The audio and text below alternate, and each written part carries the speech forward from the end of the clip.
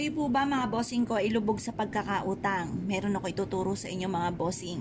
Para makabayad ka agad sa mga pagkakautang, bukod sa inyo pong sipag at tiyaga, mananalig sa Panginoon, mainam na meron kayong mga pangontra sa kamalasan. Kasi minsan, halimbawa makakabayad na tayo, nag-OT-OT tayo, nagsipag po tayo, ginawa na natin lahat.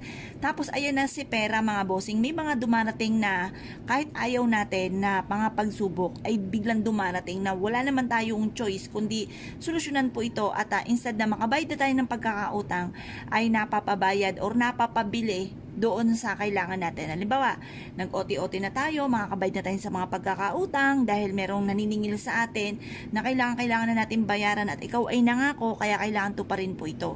Ngayon po mga bossing, dahil sa on the way ka na, papunta ka na doon, biglang tumawag yung isa sa mga anak mo. Sinabi po na, nanay, kailangan bumili ng gamot kasi may sakit si Toto. Yung mga ganon mga bossing na ayaw naman talaga natin na magkaroon ng karamdaman sila at gustong-gusto natin na makabayad po tayo. Kaya lang may mga ganon sitwasyon na kahit anong gusto po natin ay hindi natin, kumbaga, unahin natin yung anak natin, kapakanan ng ating anak, lalo na't kung may karamdaman po ito.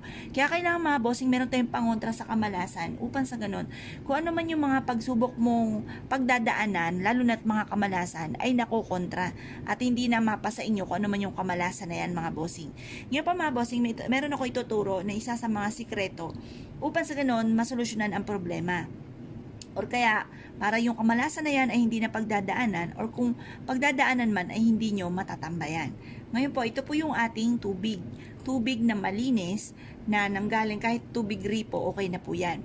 Kasi ang tubig, humihigop ito ng mga negatibong enerhiya sa kapaligiran ng ating tahanan na ang loob ng ating bahay na ito nagiging dahilan kung bakit pag mga negatibo, mapapansin ninyo, ang daming mga sunod-sunod na mga kamalasan. Kaya huwag yung palalampasin ito upang sa ganun, kung ano man yung mga negatibong yan, nahihigop nito. Tapos tatambalan natin ito ng bawang. Lagay nyo lamang po siyang ganyan mga bossing. Pagkatapos, kumuha ka ng asin, tapos budbudan nyo po ito mga bossing. Tapos mag-wish po kayo. Sabi nyo po sa pamamagitan ng pampaswerteng ito ay masusolusyonan na kung ano man ang mga problema or kung may mga parating na pagsubok ay wag na itong dumating pa. Or kaya mga pagsubok na yan ay pagdadaanan lamang at hindi natin tatambayan.